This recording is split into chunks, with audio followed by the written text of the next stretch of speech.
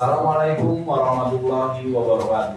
Waalaikumsalam warahmatullahi wabarakatuh. Selamat pagi anak-anak. Pagi Pak. Bagaimana kabarnya, sehat? Alhamdulillah sehat. Alhamdulillah ya. Baik anak-anakku sekalian, sebelum kita mulai pembelajaran kita tentang hari ini, alangkah baiknya kita berdoa dulu ya. Agar pembelajaran hari ini dengan mudahan lancar. Itu Bapak minta tolong kepada Bapak Mas menyampaikan. Siap. Doa.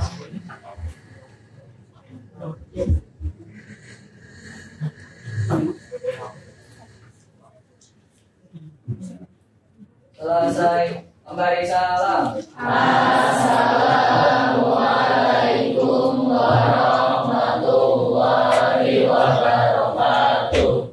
Waalaikumsalam warahmatullahi wabarakatuh. Baik anak-anak sekalian,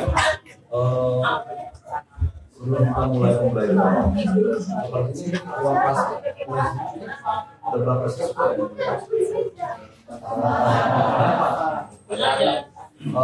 Berarti yang kamu masuk itu apakah ada surat keterangan sakitnya? Ada semua. Sakit semua. Anak-anak Bapak awali dengan ramalan absensi terlebih dahulu ya. Yang Bapak panggil namanya sekarang tanggal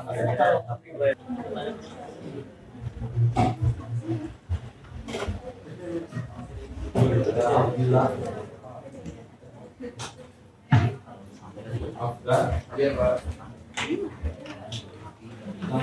Ada yang Ahmad, Ayubi, Dini.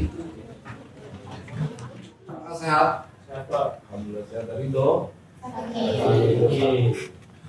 Kalau itu yang atlet boxing dia. Iya. Oh sakit ternyata atlet juga bisa sakit ya. Rizky Rosihan. Sehat Rosihan. Alhamdulillah ya. Rumaila. Tiffany. Tiffany itu kalau nggak salah duduknya di tengah ya. Ya tengah ya. Ya. Hadir Pak. Iya. Ini namanya ada dua nabi ya. Berat ini. Oke, baik anak-anakku sekalian. Sebelum kita mulai pembelajaran, ya, anak-anakku sekalian, Bapak mau menanyakan terlebih dahulu materi minggu lalu. Minggu lalu kita membahas materi tentang peta, kemudian penginderaan jauh, dan yang ketiga sistem informasi geografis. Ya. Di bab 2 kemarin. Dari materi minggu lalu, ada yang ingin ditanyakan anak sebelum kita mulai di materi bab 3? Ya, silakan. Siapa namanya? Nama saya Adi. Saya ingin bertanyakan terkait materi yang minggu lalu tentang SIP. Saya mau nanya tujuan dari SIP itu apa ya Pak? Tujuan belajar SIP. Tujuan dari belajar SIP kira-kira siapa yang bisa menjawabnya? Ya, silakan. Hari ini saya juga setahu saya SIP itu tujuannya untuk membantu analisis data-data geografi. Membantu dalam menganalisis data-data geografi dalam bidang ruang ya. Jadi dengan adanya sistem informasi geografis kita bisa menganalisis ya, ruang muka bumi dimanapun. Ya, baik yang ada di ujung dunia sekalipun kita bisa menganalisisnya dengan adanya sistem informasi geografis. Baik tata ruang, perencanaan tata ruang, atau mengamati fenomena yang ada di permukaan bumi, perubahan, ya, dan seterusnya. Mungkin ada lagi yang ingin ditanyakan terkait dengan materi minggu lalu sebelum kita mulai? Ya, silakan. Siapa namanya? Perkenalkan, nama saya Niatul Mafira. Saya ingin bertanya mengenai penginderaan jauh. Jadi kan penginderaan jauh itu kan salah satu upaya untuk memperoleh informasi tentang objek menggunakan alat disebut sensor. Nah itu kira-kira ada kekurangannya? Kekurangan atau kelebihan? Kekurangan kekurangan dari penggunaan sistem penginderaan jarak jauh itu. Kira-kira ada nggak ya kekurangan dari penginderaan jauh? Ada nggak? Kira-kira? Kamu kan menggunakan Google Map nih, ya, melakukan atau menggunakan Google Map itu adalah bagian dari penginderaan jauh. Kira-kira ketika kamu menggunakan Google Map ada kekurangannya? Bagus. Oke, baik anak-anakku sekalian, sebelum membahas materi bab 3 terkait dengan penelitian geografi, ada motivasi yang ingin Bapak sampaikan.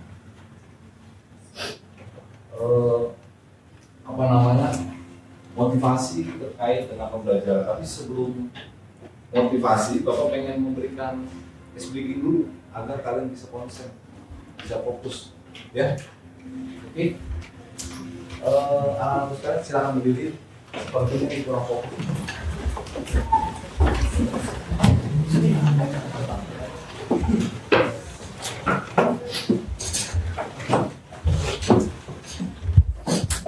Oke, jadi anak-anak dipersilakan untuk mengikuti gerakan yang ada di video ini, ya, supaya kita lebih segar ya. Meskipun pagi hari jangan lemes, ya. Kita senam pinggir lah. Ya.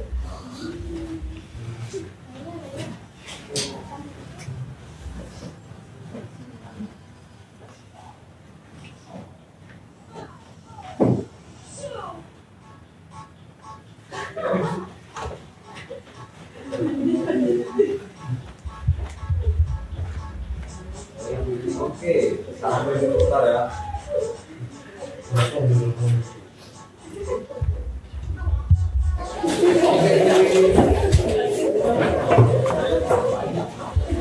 Sekarang putar lagi. Ya, tangannya ya.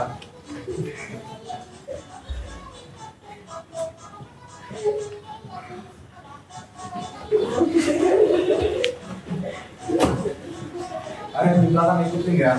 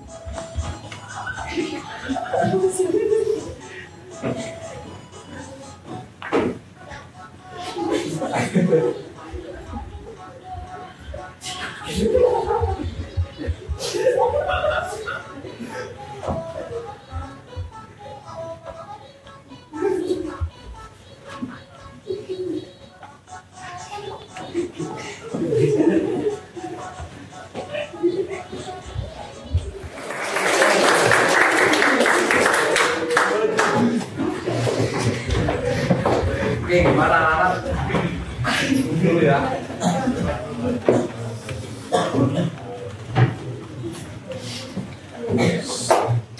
Sekarang kita kembali lagi fokusnya ke depan, ya. Jadi udah nggak ada lagi yang ngantuk ya. Oke. Ini ada sebuah kata-kata motivasi yang perlu kalian masukkan ke dalam kalian. Jadi anak-anak sekalian, ketika kita menimba ini, itu sakitnya seperti luka yang disiram air garam. Perih nggak? Sakit nggak? Tapi ada lagi yang lebih perih dari apa ya? Yaitu perihnya dalam kehidupan kebodohan. Ya, jadi kalau kita bodoh nanti bisa, itu akan lebih perih lagi. Jadi mumpung masih muda, anak-anakku sekalian, kalian harus giat belajar. Untuk apa? Untuk masa depan kalian yang lebih cerah. Ya, oke. Baik anak-anakku sekalian, kita akan beranjak kepada materi berikutnya, yaitu materi bab 3 tentang penelitian geografi. Oh, ada telepon ya? Oke, kita akan belajar tentang penelitian geografi. geografi. Penelitian geografi, anak-anak sekalian, kira-kira apa yang ada di benak kalian ketika mendengar kalimat penelitian geografi? Ya, silakan. Itu kayak usaha atau cara kita meneliti sebuah permasalahan secara ilmiah.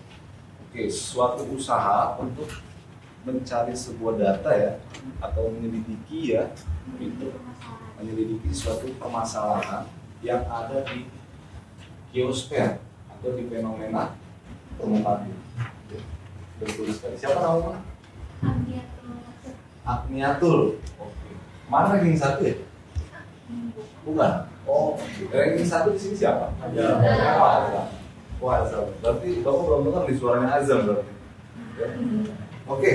Anak-anak sekalian, sebelum berlanjut, Bapak mau menyampaikan terkait dengan tujuan pembelajaran hari ini.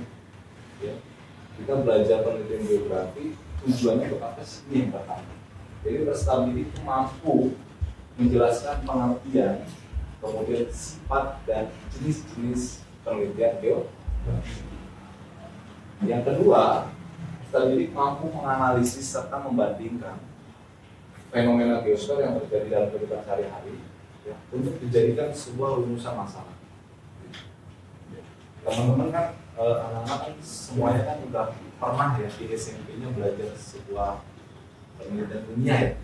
Cuma kan masih dasar atau di sebuah permukaan, benar nggak? Nah di SMA ini diberikan pengingatan atau penguatan kembali terkait dengan penelitian. Ya. Oke, baik anak-anak sekalian, Bapak ingin memberikan kalian sedikit stimulus terkait fenomena geosfer. Kalau kalian melihat gambar ini, ya, kira-kira apa yang ada di benak kalian? Banjir. Betul. Kira-kira apa sih penyebab dari sebuah terjadinya banjir? Terus sampah, ya, karena masyarakat buang sampah sembarangan, selokannya mampet ya, dan seterusnya. Terus apa lagi? Curah hujannya tinggi ya. Betul. Jadi curah hujannya dari siang sampai siang lagi tetap hujan, Pak, sehingga tidak bisa menampung, menyebabkan terjadinya Pak. Kemudian apa lagi? Kurangnya resapan air. Ya, Banyaknya jalan. betul, banyaknya jalan-jalanan atau tidak adanya ruang hijau ya, untuk penyerapan air. Ya, betul sekali. Kemudian apa lagi kira-kira? Apalagi ya? Padatan penduduk mempengaruhi kira-kira. Menyebabkan banjir kira-kira. Bisa nggak? Mungkin bisa, tapi jadi indikator yang lain ya. Ya, gitu. Apalagi kira-kira? Pendidikan lain bisa nggak? Ya, memang dataran rendah. Ya. Oke. Terlalu lama di sini ya. Kita lanjut ya. Nah, minggu lalu Bapak berikan kalian sebuah link, benar? Ya, link terkait dengan asesmen diagnostik dan juga asesmen optimis ya. Jadi dari data yang Bapak peroleh, kemudian Bapak olah dan dijadikan sebuah kelompok. Dan data kelompok itu sudah Bapak share ya semalam ya. Nah, anak-anak sekalian, Bapak minta kalian untuk berdasarkan kelompok masing-masing. Kemarin kalau nggak salah dalam kelompok yang Bapak olah datanya berdasarkan olahan diagnostik ya. Silakan duduk berdasarkan kelompoknya, kemudian kalian akan mengajukan ide yang akan silakan. Kelompok 1 di sini ya, 1, 2, 3, 4, 5, 6. Silakan.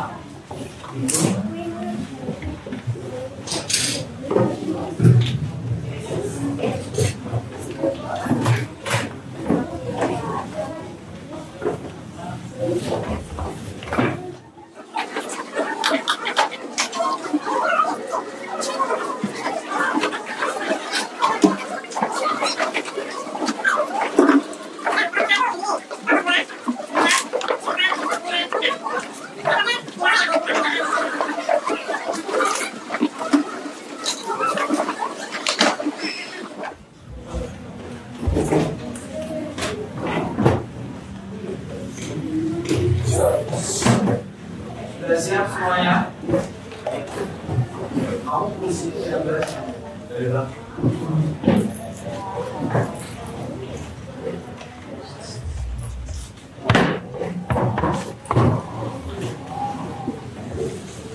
Yang ini berlima ya.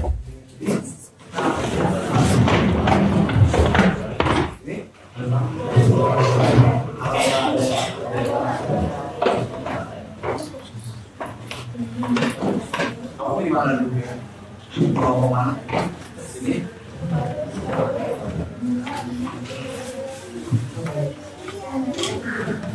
Oke. Anak-anakku sekalian,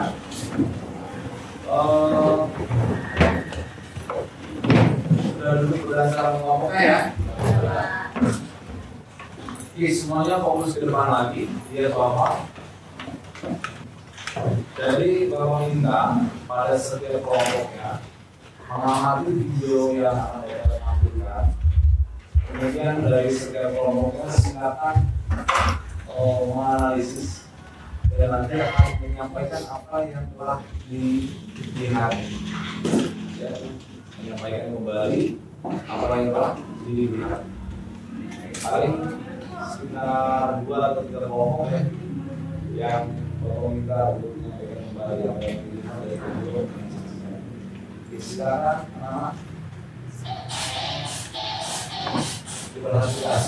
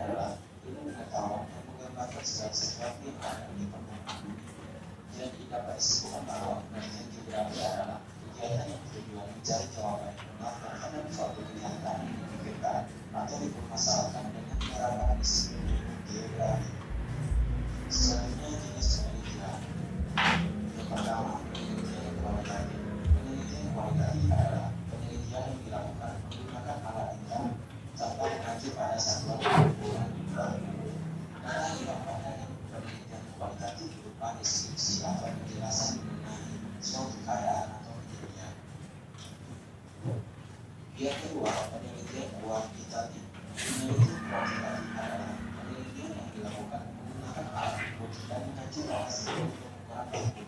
Data yang didapat dari penelitian kuantitatif berupa angka ataupun jumlah koran dan majalah. Langkah-langkah penelitian bibliografi.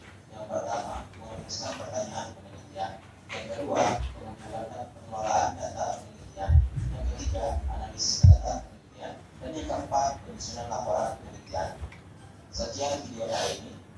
Terima kasih. Wassalamualaikum warahmatullahi wabarakatuh.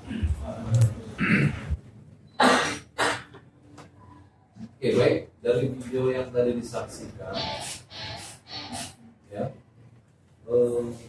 di sini siapa yang bisa memberikan kesimpulannya? 1 atau 2 kelompok saja.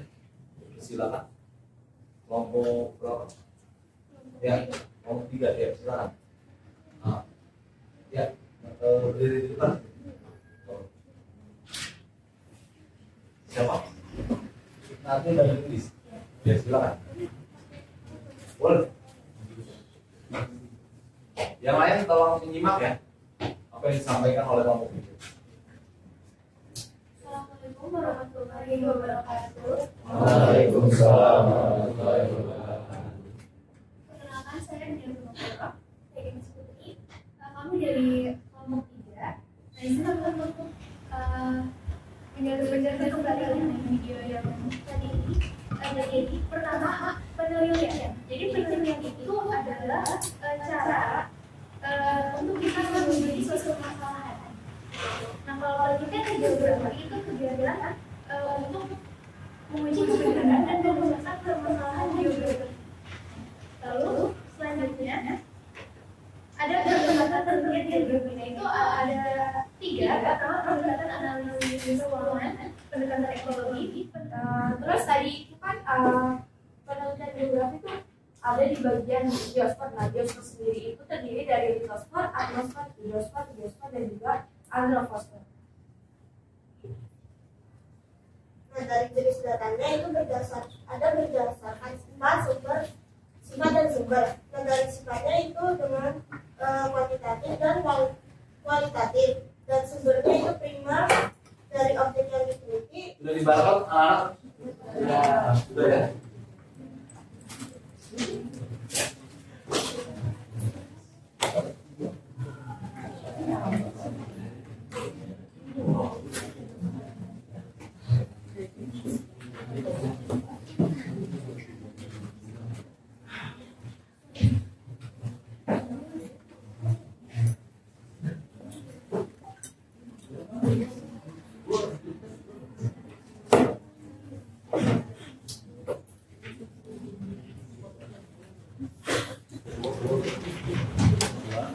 Sudah selesai. Tadi tinggal diskusi nanti ya. Boleh ditulis atau di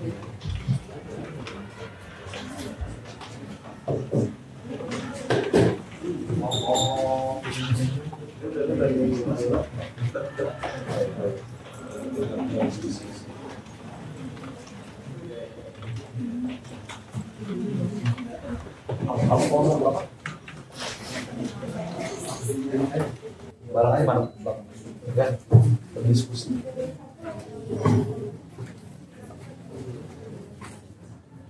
Udah di download kan? Silakan. Referensi yang bapak berikan itu bisa jawab pertanyaan bagian dari itu.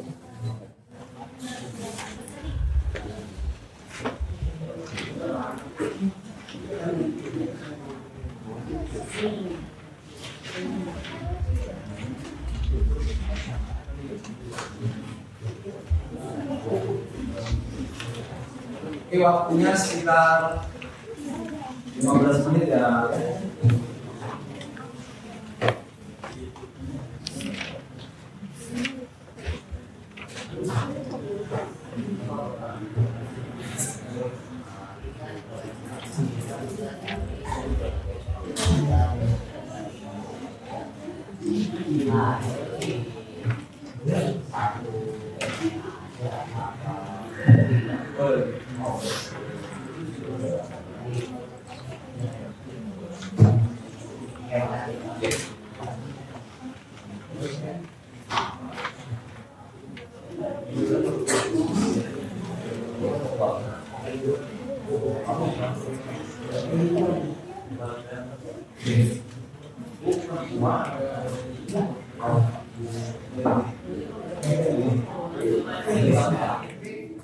Coba anak-anak yang lain fokus ke depan, perhatikan temennya yang presentasi. Ya. Ini dari kelompok 3 ya? Ya. Dipersilakan kelompok 3. Assalamualaikum warahmatullahi wabarakatuh. Waalaikumsalam warahmatullahi wabarakatuh. Selamat pagi Pak Glenn dan selamat pagi teman-teman semua. Berdirinya kelompok kami di sini, kami ingin mempresentasikan hasil diskusi kami mengenai tugas LKPD yang telah diberikan Pak Glenn dan 2 soal tambahan yang diberikan oleh Pak Glenn. Yang pertama, sebelum masuk ke presentasi, izinkan kelompok kami memperkenalkan diri terlebih dahulu. Yang pertama itu mengenai objek kajian penelitian geografi. Pertama, ada gejala sosial, perubahan pola pemukiman yang disebabkan oleh urbanisasi. Gejala fisiknya, perubahan dalam pemanfaatan lahan menjadi daerah pemanfaatan. Dari perwakilan kelompok menyampaikan kesimpulan pembelajaran kita hari ini. Siapa?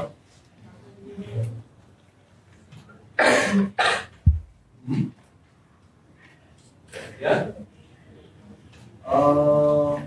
Siapa aja? Ya? Di sana. Ya, di sini Pak.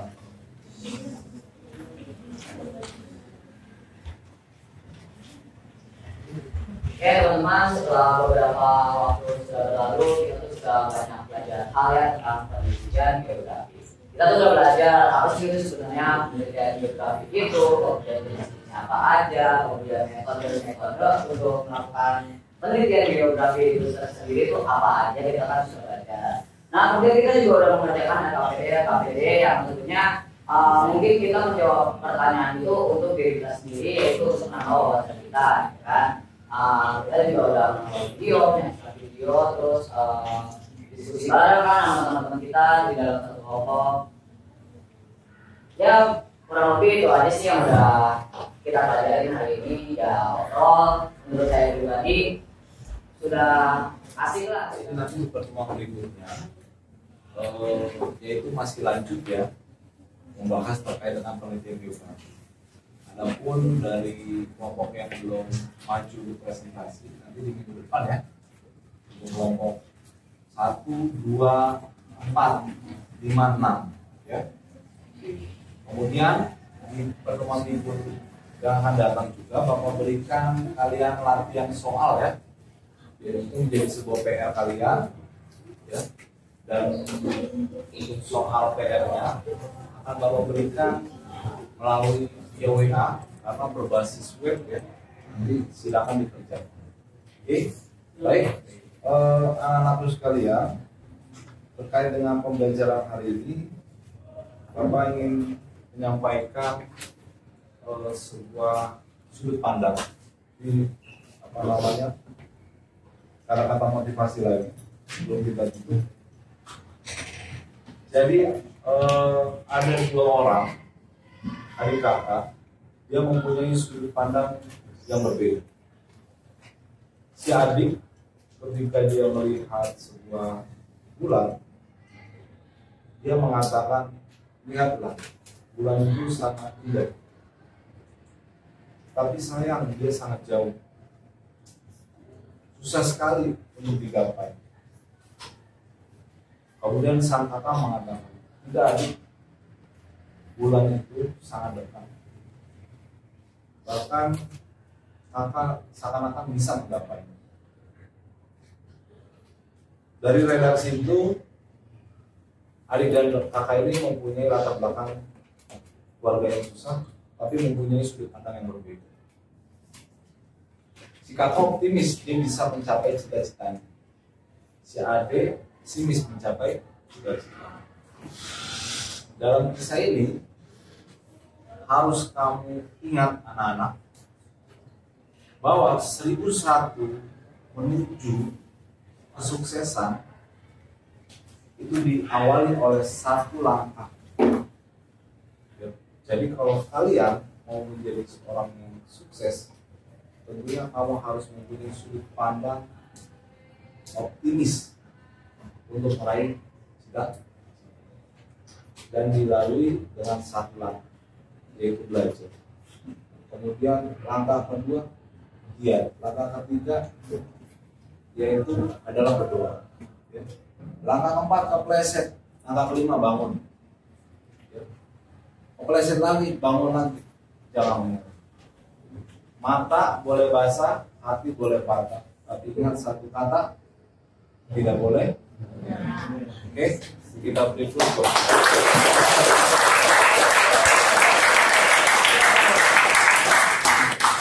Anak-anak sekalian, sebelum kita sudahi, Bapak minta ketua kelas untuk memimpin doa sebagai penutup pembelajaran kita hari ini.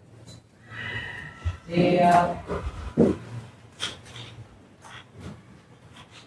Doa.